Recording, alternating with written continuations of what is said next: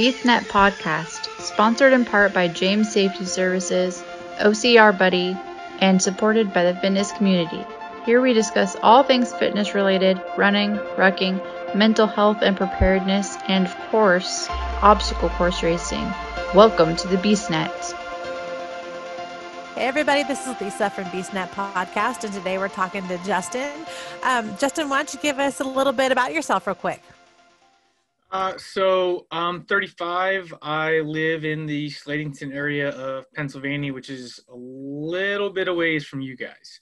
just a little. It's only like 3,000 miles. It's not that I am the brewing training partner at Samuel Adams here at the Pennsylvania Brewery. Married for 13 years and have a daughter that's 10 years old. Nice. So you started the Lehigh Valley Spartans. Tell me about that. Yeah, so I ran my first ever Spartan race in 2015 at Palmerton. So great first race to dive into the sport. Yeah. I had no clue what OCR was, what Spartan was. My brother called me and was like, hey man, me and Melinda, which is his wife, are doing this race. We need another person for a team. We got a Groupon deal. Riley can run a kids race. Do you want to come in? It's $50. I was like, $50? Sure. It can't be that bad. Yeah, it sucked. So did the first race and yeah, it was rough. And then once I was done, they were like, nah, we're done. Like, we don't want anything to do with this. And I was like, this is awesome. So went home and I signed up for the 2015 Warrior Dash in Pennsylvania, which was about like 7 weeks away. But again, I had no clue how to train or anything like that. I've always been a runner. I ran high school track, cross country, did pretty well middle distance and long distance. But I was like, there's got to be people around our area that know how to like run and train. So I started this group hoping for 20, 30 people to join and kind of like help train. And we started that in the end of 2016, and it just blossomed into this massive team. There's close to like 700 people that are involved in the team, and third biggest in the state. And we have everything from elite men, elite women, down to folks who are just looking to lose some weight and do some running. So it's really cool to see like that full spectrum of folks that are on our team. That's awesome. Do you find a lot of the teamwork between the elites and the people just starting? Are they very supportive and helping people out?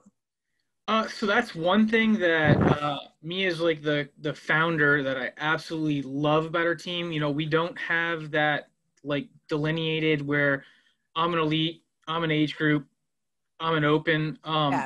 Anybody in our team that asks questions, the elites, the age groups, opens, everybody's there in full support of one another, offering advice. You even see elites offering other elites advice, age group, open and open. Yeah. And so it really is amazing to watch how our team clicks. I always tell everybody that, we're not a team.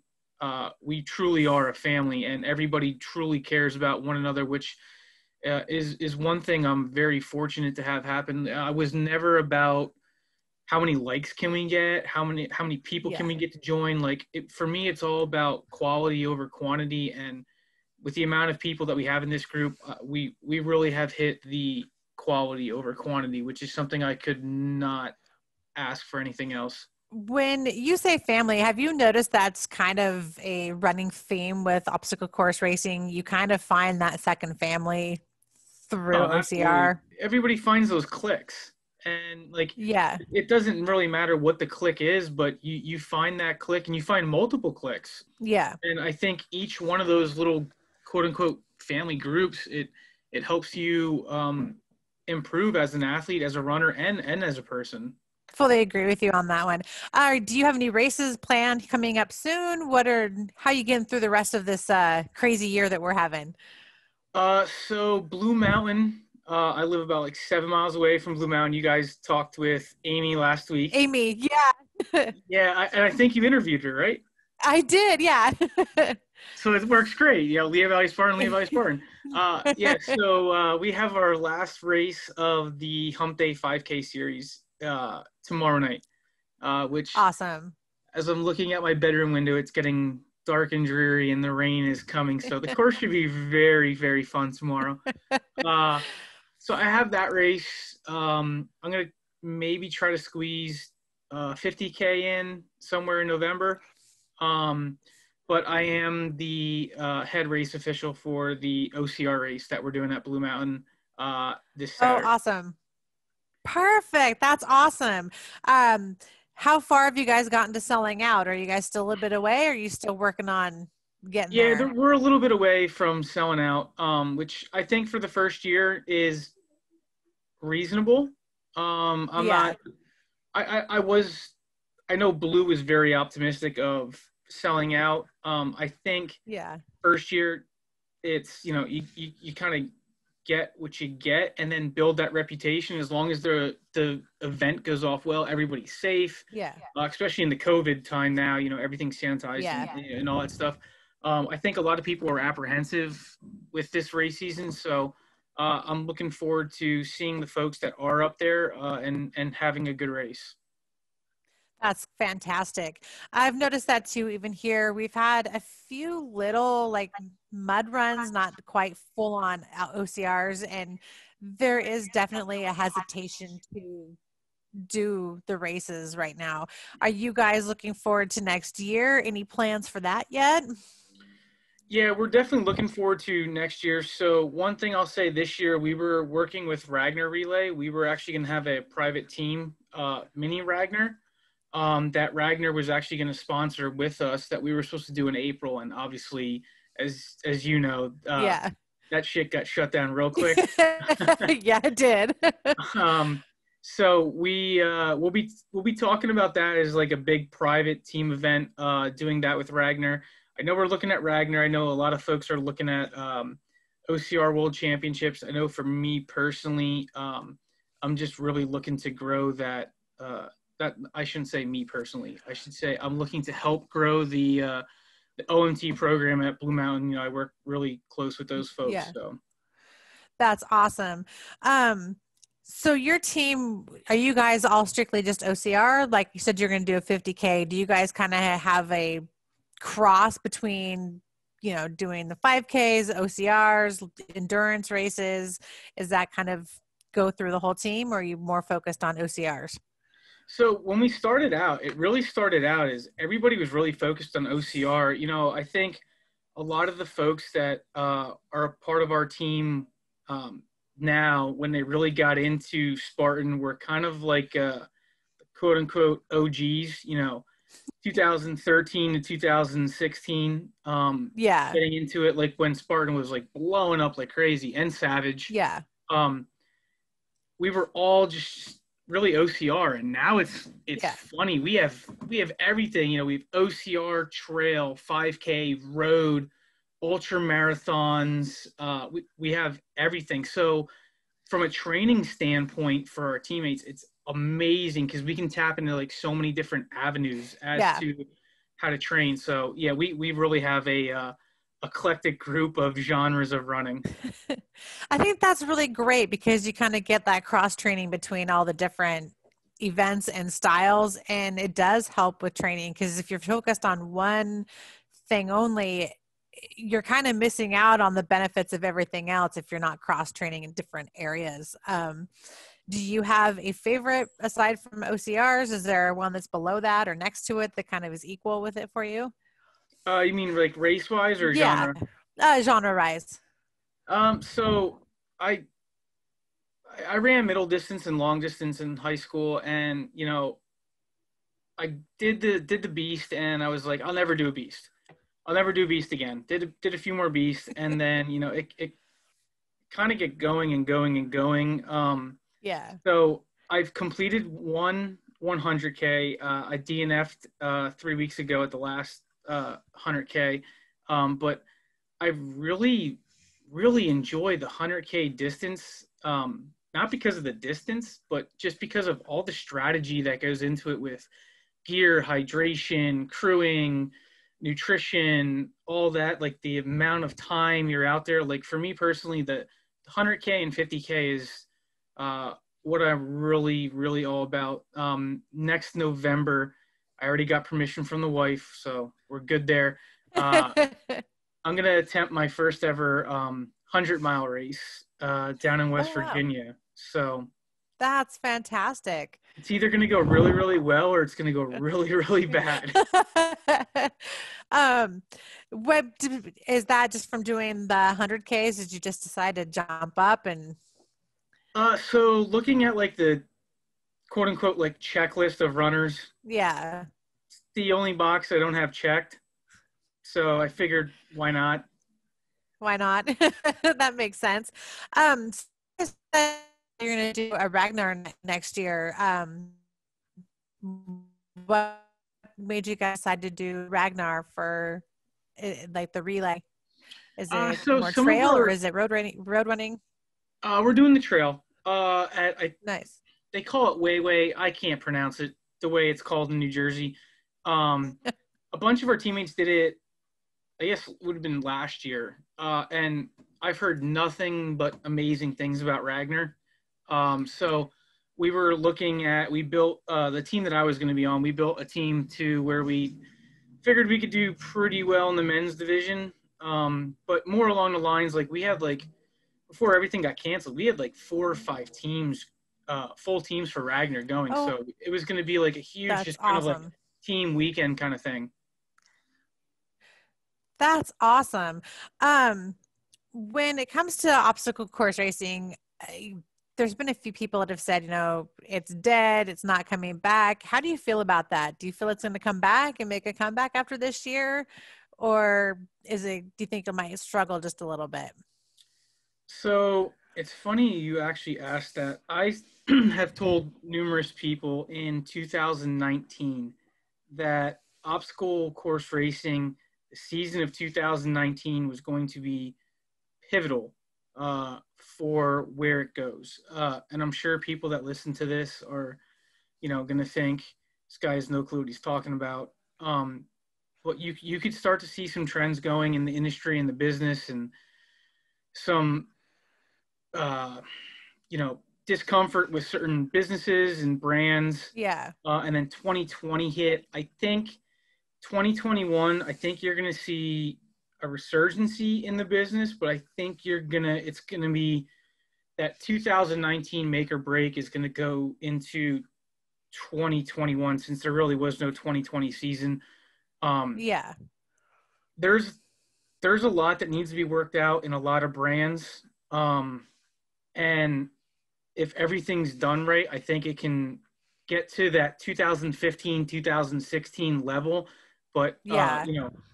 The brands are trying to adapt. So are the athletes. It's just a matter of where's that happy medium where everybody's happy and how do we get there where both sides feel that they're gaining something. Yeah.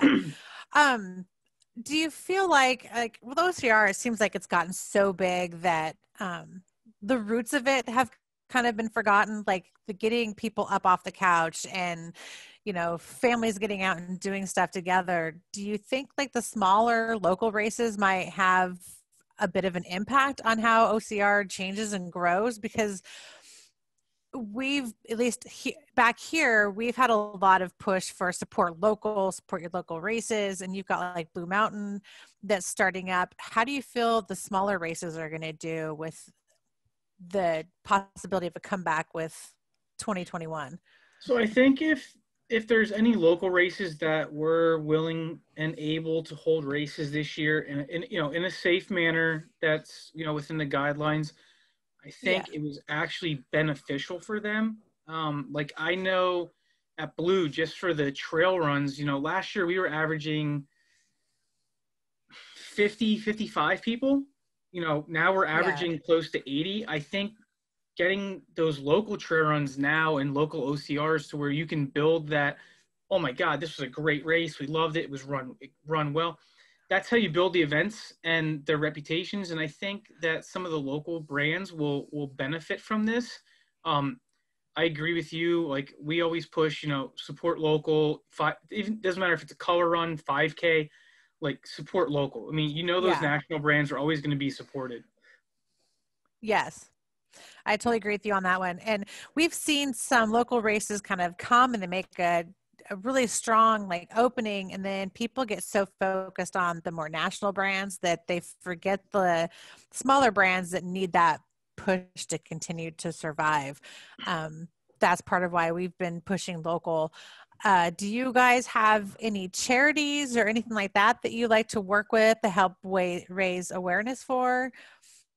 So with our team, we're not hooked up with anything charity wise. We do try to give back, volunteering, with here and there for volunteering for races and stuff like that. I will say, like, me personally, I've had a tough time with trying to get hooked up with charities because we don't have our 501, what is it, 501c3 or whatever it is. Yeah. So it's tough to get charities to work with us to where we can give back without having that. It's not something that I really want to push for. Because we have so many people that give back in so many ways that I think that we're doing enough, and we have enough good folks that we don't need that official title. Official title. Yeah. What are you doing to like train for this year? Because obviously, like, we have no season this year. Are you guys, do you have a place that you go to train? What do you do to train for obstacles since, we're not really, it's kind of a limited thing right now with the gyms being closed and whatnot. Do you guys have an outdoor area that you use to train? So we have a little bit of both. We partnered with a gym a few years ago called Soldier Fit, and the Trexler Town facility is our quote unquote like official training center. We have a bunch of teammates that train there and go through their boot camps and stuff like that. Really, most of our teammates, like, we're very, very fortunate in the area of the country that we are. I can literally look out my window as I am now, and a mile away is the Appalachian Trail. Awesome. So we have a lot of trail systems up here. So a lot of our folks run the trails, parks, and then with us being partnered with Blue Mountain, and we have some folks working with the OCR program there. We get some teammates and stuff that come out to the outdoor OCR program, but pretty much we'll put something out on our private team's Facebook page and be like, hey, I'll be at Blue at 7 on Saturday. Does anybody want to run with me? But a lot of our folks are just running on the trails. Obstacles, I know we have a few folks that actually have like mini rigs set up like on their properties, or have converted some empty space in their properties to monkey bars, Hercois, rope climb, spear throws, like all that stuff. That's awesome. Are your guys' families all getting involved with it? Does your wife, does your daughter, do they race at all? So my daughter does race. She loves OCR and absolutely hates to run. She will not run if there's no obstacles, which is tough, especially this year. My wife does not race, but I will say that I am one of the luckiest guys in the world to where, even though my wife doesn't want to race and run, she is one hell of a support system for both myself and my daughter, and she's at any race, any condition, always supporting us. I know we have a bunch of folks in our team that their wives, spouses, and kids race. We call the kids the junior Lehigh Valley Spartans, and we do have, I would say, total maybe like 10 to 12 kids that are actively out there doing OCR races and out there running. So it's good to see the kids out there. We do try to include the kids in as much stuff as we can. Like, it's nothing to go up to Blue on a Sunday and run past a family of teammates that have their kids out there. They're dragging them up the mountain. I've done that with my kid a couple times. So Do you have any plans have you done an Ultra Beast at all, or have you steered clear of that one? Is it a goal? So a bunch of my teammates, bunch of the guys are like, dude, you've done 100K, you've done 50K, you got to do an ultra, and not a chance in hell is that happening. I'm a small guy, like I'm 5'11", like 160, and those heavy carries kill me. Like I hate doing them one time. There sure as hell is not a chance I'm doing them twice. Twice.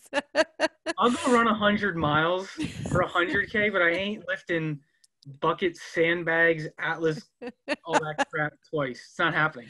So the heavy carries aren't your favorite? No, not to say the least. Do you have are there any obstacles like with Spartan or otherwise that hands down you look forward to doing it every time? And then there's obviously the heavy carries you're not a fan of, but are there obstacles that you love and ones that you hate, or just kind of haven't quite figured out if you like them or not? So the obstacles I love, we have a few guys on our team that we've created a sub team, which is called Team Wingspan, because we have just a massive reach. So there's a local zoo by us that has a picture of a bald eagle's wingspan. Yeah. So I stood in front of it, and my arms are legit wingspan of a bald eagle.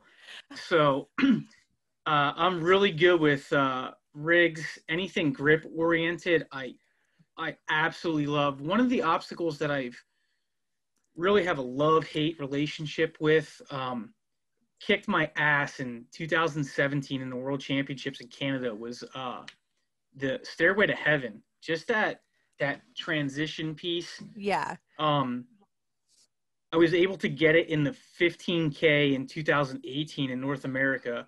And then for the team, I won't go into the story. We'll just say that there was a issue with the official understanding the rules and me kind of getting a little upset and aggressive, which I should not have been, and I was disqualified. Oh man, that's rough. It is, I've but had a at the same few. point in time, I shouldn't have acted the way I did. Yeah, kind of have to put yourself in check. I know there's been a few times out on the Spartan course where you have volunteers that they don't clearly know the rules and regulations between elite age group and open, and I've seen people butt heads with them in the open heats, and gotta give them a little grace. But if it's a major official, then yeah, there should be a little bit of knowing what to do. And sometimes I think it's hard to keep a level head when you are so into the race and finishing with the time and everything else. I can see that. Do you run open very often, or are you an age group? I'm an age group. I when I was very young into the sport, I ran open for 2 races, and I was like, I'm top 10 in open. I'm gonna go run elite. And then I finished third to last, and I was like, maybe we'll run age group. So jumped far ahead and came back a little bit. Yeah, it was some humble pie, but I think in this sport, you really need to hit that.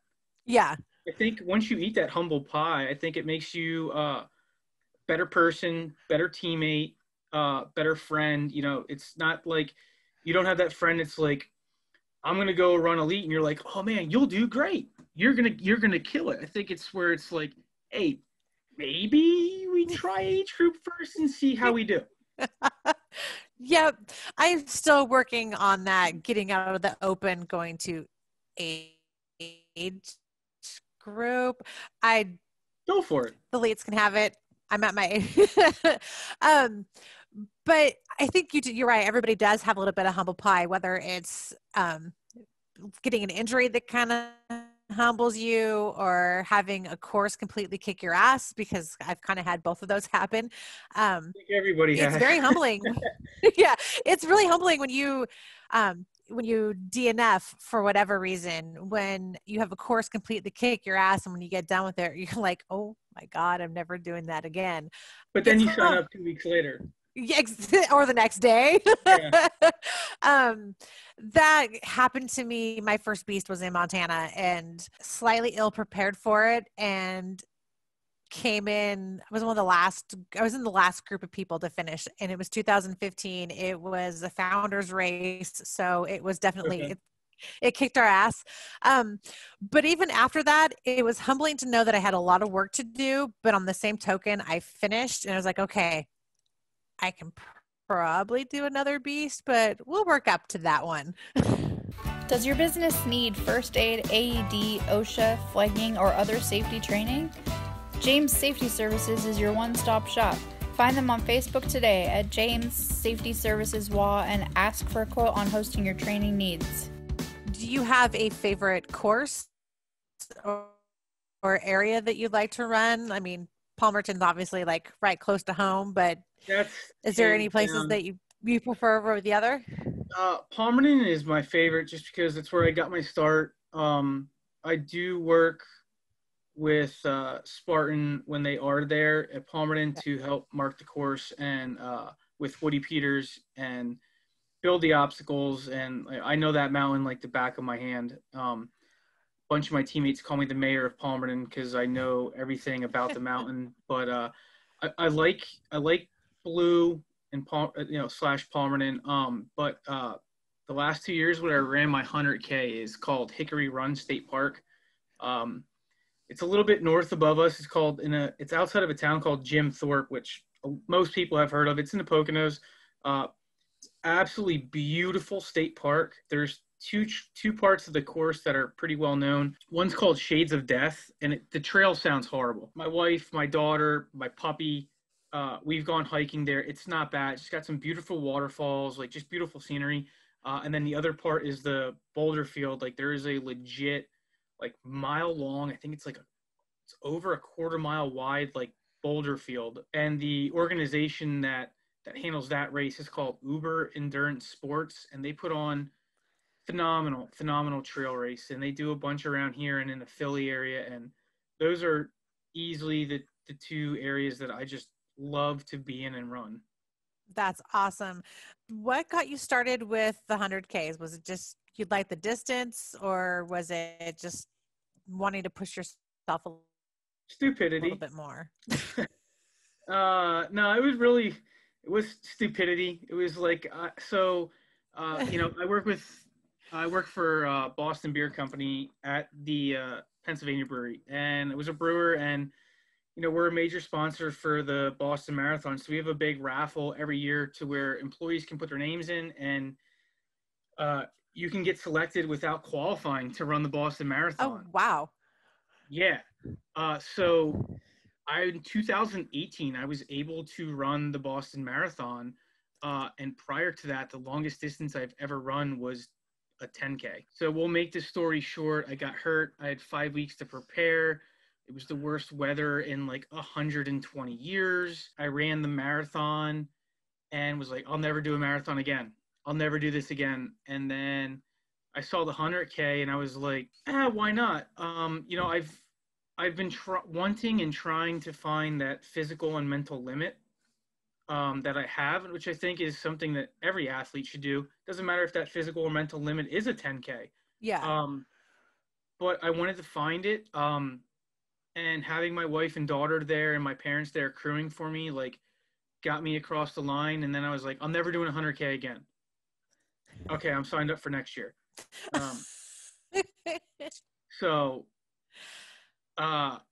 Yeah, I mean, it was just kind of one of those things, like, just go out and see what happens. Like, worst comes to worst, you run a 50K and you DNF, and most people don't run a marathon, let alone a 50K. So yeah, go out and have some fun.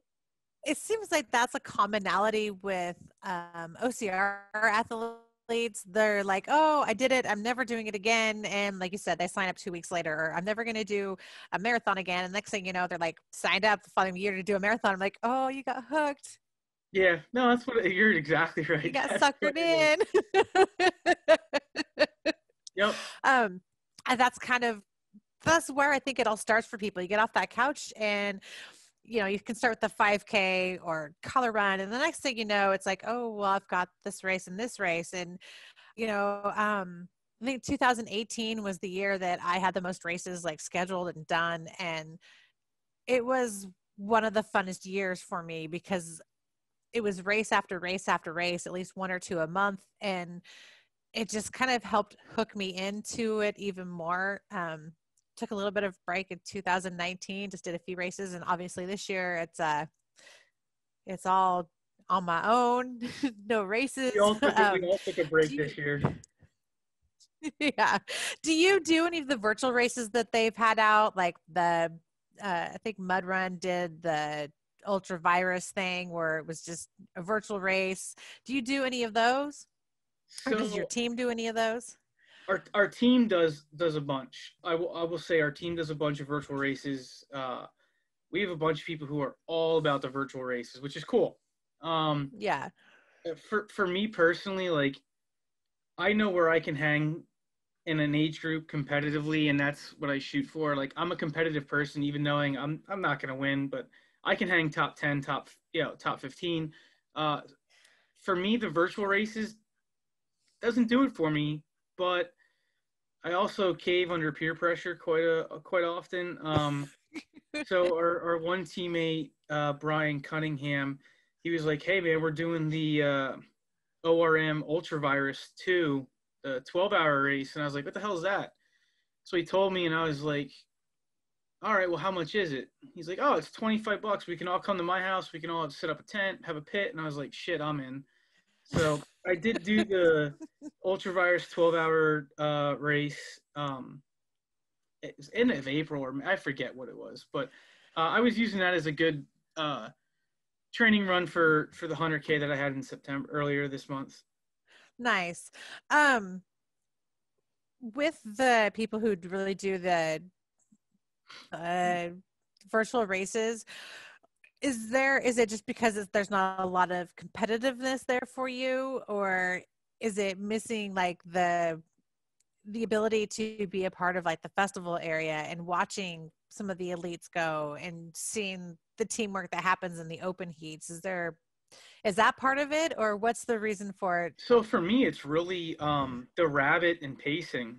Like, Yeah, I don't have like when I go to a race, when I'm in the starting corral, regardless of if it's an OCR, Spartan, Savage, whatever, yeah, or a trail race, like I know enough people to where I'm like, okay, that guy can't beat, that guy can't beat. I might be able to beat that guy. So I know that those two guys I can't beat, I need to chase and keep in my eyesight. For me, it's really about pace. If I'm out doing it on my own, I'm just gonna go out for a jog and call it a day, complete the mileage. But I do know we have a lot of teammates that in those virtual races go out and just absolutely bust their ass and lay down some really good times, and it's just like that's awesome and amazing. It's not something that I personally can do. yeah, because it's that pacing that you're into, and that Yeah. Oh, I can follow this person, or I might be able to beat that person. And you can beat yourself, by pacing on your own and getting your best times. But I can see where going out and having somebody to try to catch kind of makes it more of an adrenaline rush than doing it on your own. Yeah, I just want to make sure it's clear. Like, I'm not against Yeah. the virtual races. I think they're great, and it still gets people out there. It's just Yep. something that doesn't really. It's got to be like a off the wall weird one to really pique my interest. Yeah. I have friends that are I have one that is into like a Hogwarts, like Harry Potter, like virtual races, and they do it all the time, and they get different medals, and they're all Harry Potter themed. And then like Mike and Dawn, they've done a ton of the virtual races this year, the Spartan ones, the OCRM ones. Like it's been awesome to see them do that because it's keeping them active and going. And I do think they're great. I personally haven't done one yet, but I'm kind of like dragging my feet.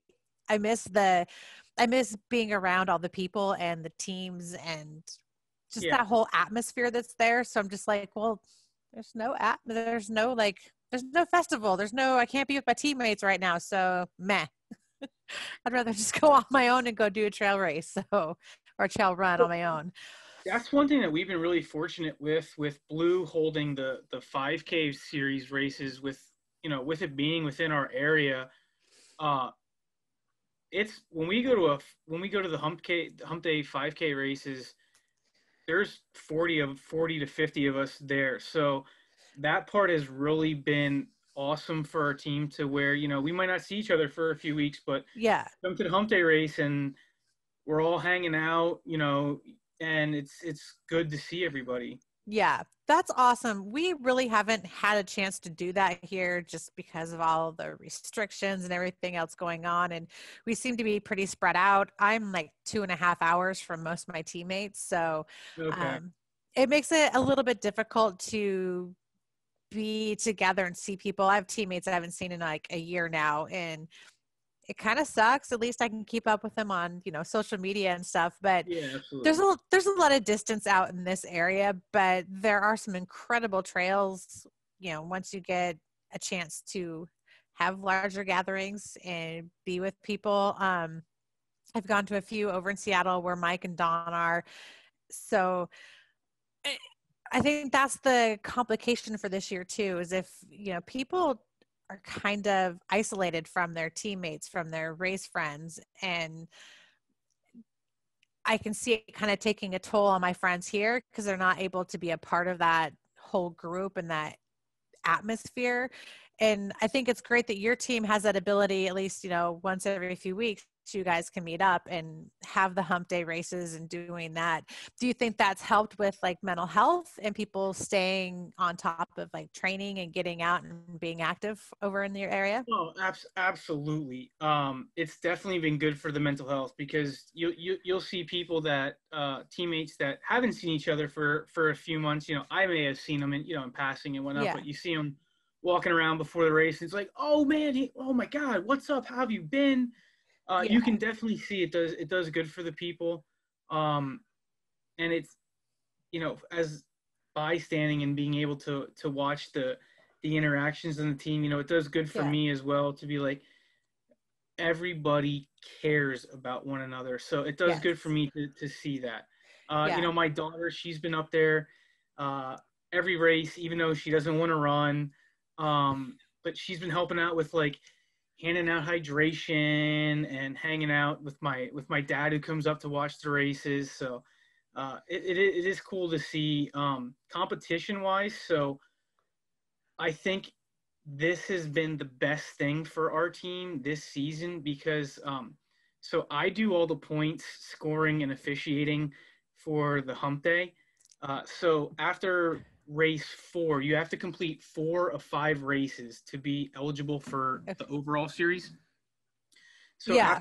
after race 4, I break down the elite women, the elite men, and all the point scenarios as to how this person can win, how this person can win, who's got locked age groups and stuff like that. And the guy who's sitting in first right now, he missed last race due to a medical reason, but he's back this race, and he was like, teammates or not, they're not beating me. I'm telling you right now. He's like, I'm here to win, and it is what it is. So it's neat to hear Yeah. that, and the other two teammates like, I can't let Seth out of my sights. Like I got to be on Seth's tail, and it is cool to see that like friendly camaraderie, and you can definitely tell it's doing a lot of good for people, which is good to see from my end. That's awesome. That's great that you have that inner workings with your team too, of that competition between everybody, but it stays friendly, I guess is the Yep. best way to put it. No, That's absolutely right. fantastic. I've seen teams where that's kind of fallen apart because people do get uber competitive and they forget that the person they're competing against is their teammate. And it kind of takes the fun out of it when you see the snarkiness kind of start creeping in, the eliteness of, oh, I'm better than you. Um, I think that's amazing. Your team has kept that out of the picture, especially having like 700 people in your team. Do you like the BeastNet? Do you want to keep hearing it? Be sure to follow us on Facebook, Twitter, Instagram, and more at BeastNetPod. Do you guys kind of cap it off as to how many people you bring in, or is it kind of a selection or just No, I moderating? mean, I mean, anybody can become a member of our team. We have a few questions on our chat page, and like our private team page, to join. There's no membership fees. Yeah. The only thing that we ask is, if you want to become a member of our team, just be involved. Yeah. Comment, help everybody out. I know we have a very, very strong, like, I call them the OGs, the core group, Yeah. from the beginning. And nobody puts up with the shit of, we don't let people belittle each other. Don't get me wrong. And I know my teammates are going to listen to this. We joke around and we joke around a lot, but nobody ever crosses that line. Yeah. Like I dish out a ton of stuff, but I can also take a ton without hurting my feelings or anything like that.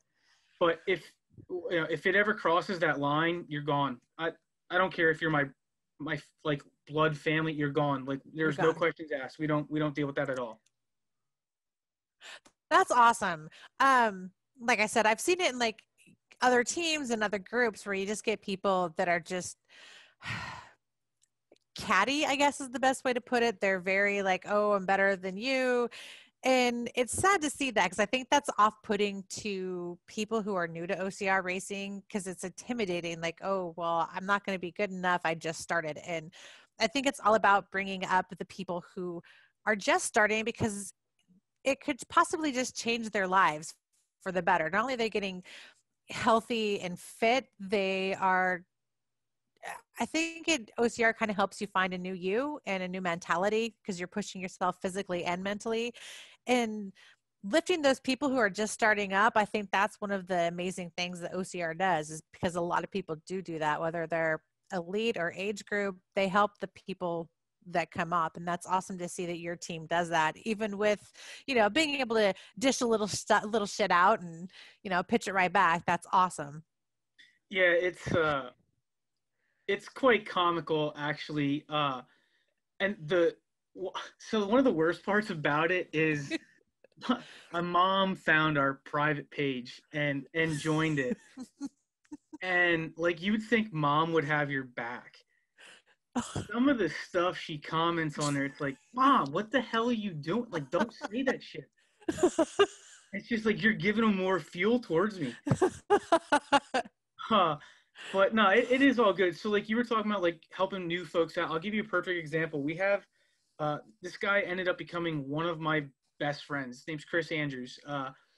He was looking to get healthy and lose some weight, and a teammate of ours, Kelly, got him in contact with me and was like, hey, he's looking to get in shape and stuff like this. So he met up with us, and when he met up, you're talking beginner, square one. Yeah. Looking to just run.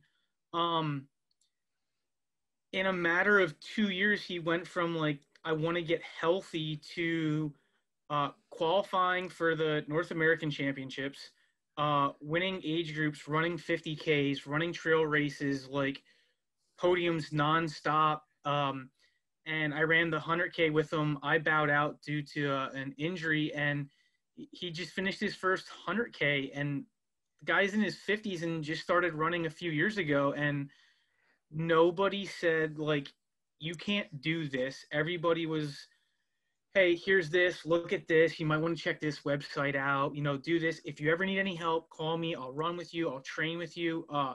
It's just been amazing to see some of these folks that are on our team just put these very like lucrative goals out there and go out and crush them.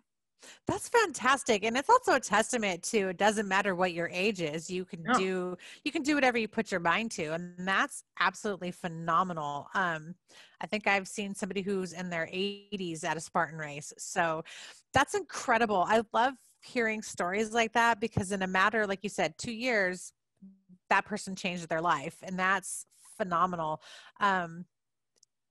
When you're racing for you or even your teammates, do you see where it helps them like mental health wise if they're struggling? Like when you're out there on the course, I know for me, that's my safe spot. That's where I can clear my head and my head's quiet for a while. And I love how that pushes me mentally. My body, I know, can make it. I might get tired and want to give up, but sometimes it's your head. It's the crap, that obstacle's coming up. I don't know if I can do it. And, you know, that mental struggle of almost wanting to give up, but you're pushing yourself, and, you know, the obstacles that you love to hate. For you, it's the carries. For me, it's the inverted wall. I hate that thing. Like exponentially, I hate that wall. But, you know, when I'm able to complete it and get over it, it's like, yes, I have a little victory here. Do you see that with your teammates when, you know, they're pushing past their own mental versus their physical? Yeah, 100%. And what you can see it, you know, once the race is over, you'll talk to them. You're like, so how did it go? And like, well, I got this. I did this. I beat my time from last year. I finally got that. And the other thing that's neat is, especially in the Northeast, because we are so so big and so many people do OCR. Yeah. It's nothing to come around a corner like mile 8 in and you hear, come on, Justin, you got this, just, you know, nice, easy pull, and it's there. And they'll wait there for a half an hour to see who else comes through teammate wise and cheer them on. And then you're just looking at them like, how the hell did you get here? Dude, we're like 2,000 feet up a mountain. Please tell me you didn't finish already. And if you did, how did you have enough time to get back here? But it is neat to see that people do care enough about one another to where they'll, instead of just, you know, collect that metal T-shirt and let's hit the road home, they're willing to backtrack the course and cheer their teammates on. And you can see, like, I know I've had a few experiences where it's like, I don't got anything left. And then you come around the corner and there's 3 of your teammates screaming at you like, you got this, you better do this, like, let's go. It's like, shit, if I don't fix or like complete this, like, this ain't gonna look good. And you do it, you know. You dig down deep and you do it. So yeah, it definitely does play a part for us. You know, when you say you like see your teammates, you know, like you said, mile 8 in, when you race long enough, you get to know like the volunteers and the people who run the races, and, you know, you meet people from other teams. I've had somebody like yelling at me from behind. I'm like, who the hell is that? And then they get up over the obstacle before me and I'm like, oh, I know you. And it does that kind of like, it's that pickup of like, oh yeah, I can do it. Or you're going up to an obstacle and the volunteer like knows you by name. And I'm like, hold on, who? I'm like, oh, that's right. It's you. And I think that does push people through. I've also seen people cheer on others that they have no clue who they are, but you can see they're struggling and you're like, you got this, come on. I love that aspect of racing right there. So you having your teammates and other people have your back, even if you don't know them or if you know them well, it does kind of motivate to get through a race. Yeah, so like I've worked enough with the Spartan staff folks that I know a good bunch. Well, I should say the East Coast team. Yeah. You know, I worked with Barnesy. Obviously, still work with Woody, Joe Ravelli, Alan Wooten, Colorado. Like those guys are. I consider those guys brothers. Like I've worked with them so much that you know, they call me and ask me whatever they need to. And it is cool to go through a race course and hear those guys yelling and cheering you on. For me personally, the most amazing experience I've ever had when it comes to a crowd cheering, and hands down in my athletic experience, and I honestly don't think I'll ever experience it again once I go back to the race, was at the Boston Marathon. So, you know, you have this saying, right on Hereford, left on Boylston. Yeah. Made the right on Hereford, ran up the hill. When I made the left on Boylston, you look down the street and there's 30,000 people just signs, cowbells, screaming. I wore our team's jersey when I was running, and you had people screaming, "Let's go, Lehigh Valley! You got this! You got." Like, I honestly felt like I was the overall male elite coming in, and I was running like 9,000th out of 30,000. It was just amazing. It's one of those things, unless you experience it, you have no clue what the like. Atmosphere is like. Yeah. That is phenomenal. I can't even imagine that. But like you said, I haven't experienced it, and you have. That has to be like an incredible high to hear that and know that random people you have no clue they are cheering you on. And like you said, you felt like you were an elite running through. That's incredible to hear. It's heartwarming to know that people care, man. That's Yeah, what the world doesn't realize is people genuinely do care. Like, this world is not some dark freaking place of, the bullshit that's going on right now. Like, I didn't know any of these people. I wanted to walk, and as soon as I turned on the road and I saw those people, I was like, shit, this is on TV. Like, I cannot, like, I got to get moving. But people do care. I was, it was so cold that year and raining, my hands wouldn't work. I took my gloves off at mile 6. I got to the top of Heartbreak Hill and tried to take my raincoat off, but I couldn't get my bib off. And I asked some dude, no clue who he was, just on the side of the road. He had hand warmers on. I was like, that guy's got dexterity. And he took my bib off for me and hooked me up. And like, he didn't have to help me, but like people care about each other. And I think so many people forget that nowadays. I fully agree with you on that. It's people have forgotten how to be kind and how to show a little bit of grace towards others. But in the OCR community and even just the race community in general, it seems like people are still able and still want to show that kindness and letting people know that they care. I've seen in groups where someone's struggling and they're like, oh, you got this. If you need anything, message me. And I think that's great to actually see. Because like you said, with the way the world is right now, it's insane. But knowing that there are people who actually genuinely care, it gives enough of a hope to be like, okay, humanity's not completely lost at the moment. Absolutely.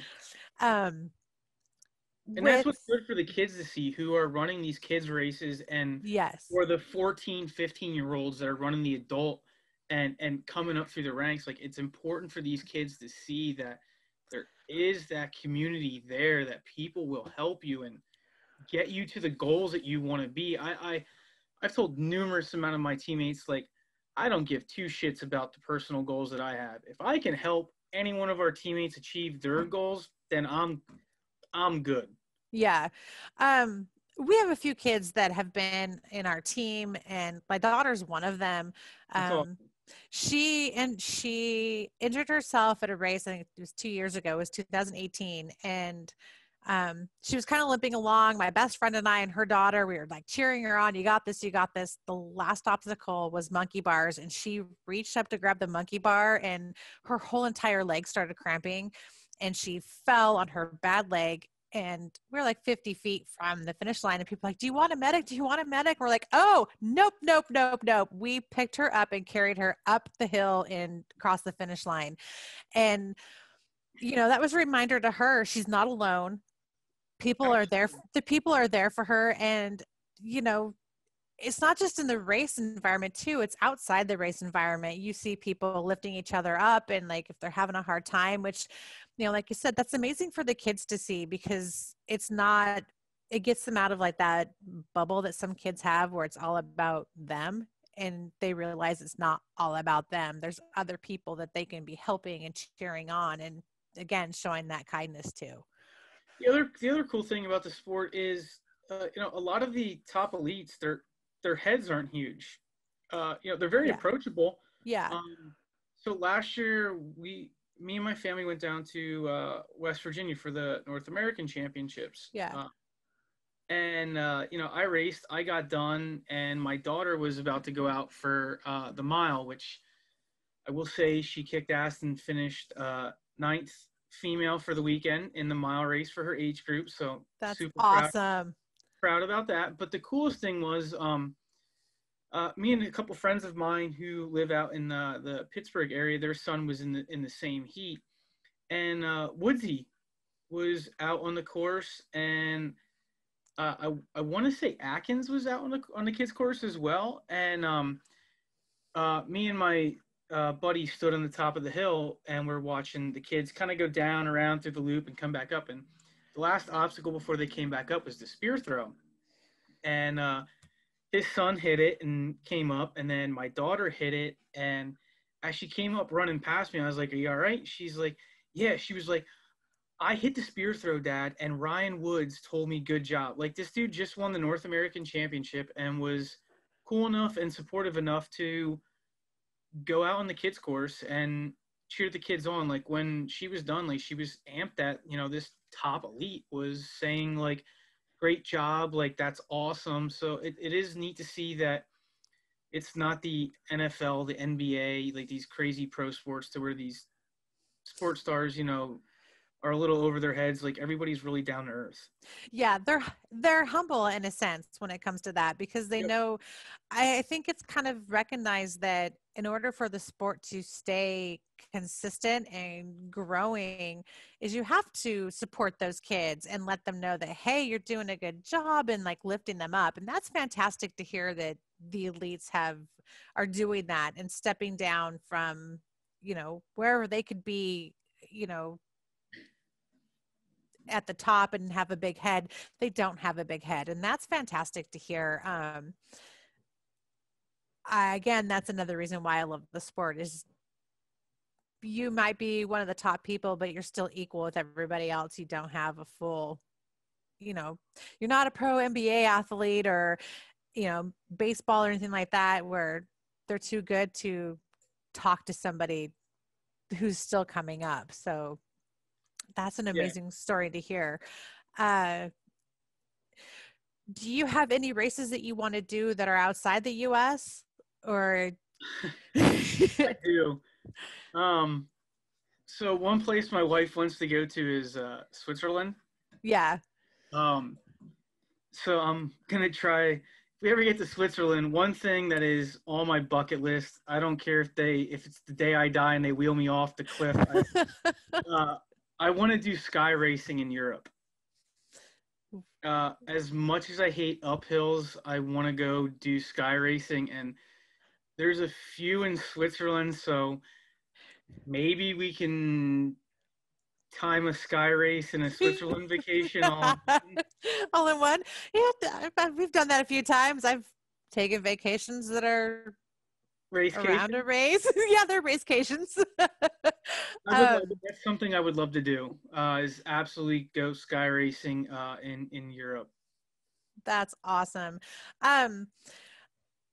If there's any piece of advice before we go, is there any piece of advice that you'd give somebody who's just even thinking about getting off the couch or has just done that and is getting started in the race? Don't stop moving. If you're on the course, if you are actually signed up and going for a race, don't stop moving. Don't be afraid to ask for help. If you're thinking about it, signing up for a race, like, do it. One thing that me and my wife try to instill in my daughter is life isn't about all the money in the world. It's about experiences and memories. So get uncomfortable, go out and try something new. It don't matter if it takes you 6 hours. Just go out and have some fun. And I think so many people forget that or are afraid to try new things. Like we went, we're always trying new stuff. We went paddleboarding a few weeks ago. I never went paddleboarding, but I was like, the hell, why not? Right? Yep, that's awesome. And where can people find you social media wise? So on Facebook at Lehigh Valley Spartans, on Instagram at Lehigh Valley Spartans. If you find us on Facebook, we have the team websites there. Off the top of my head, I forget what the website is because we just changed it like a month or two ago. If you're interested in joining the team, you can reach out to me or look up at Lehigh Valley Spartans chat on Facebook. If you answer the questions right and we think you're cool enough, because we're all cool, we'll accept your invite. That's awesome. Well, look forward to talking to you again. Have an amazing weekend up at Blue Mountain for the Blue Mountain Madness and that inaugural race up there this Looking weekend. forward to it. And I hope you have a great night. Thank you again for coming on, and we will talk to you guys soon. Yeah, have a great, I guess it's afternoon for you, right? Yeah, still afternoon. Okay. Have a great afternoon and great evening. See you, Lisa. Thanks, you too. Bye. Bye. Thanks for listening to the BeastNet podcast. If you haven't done it yet, find us on Facebook, like and share the podcast. Give us a review on iTunes or Spotify. All these things will help to expand the show in the future. Don't forget to subscribe and let us know what you think and what you'd like to hear.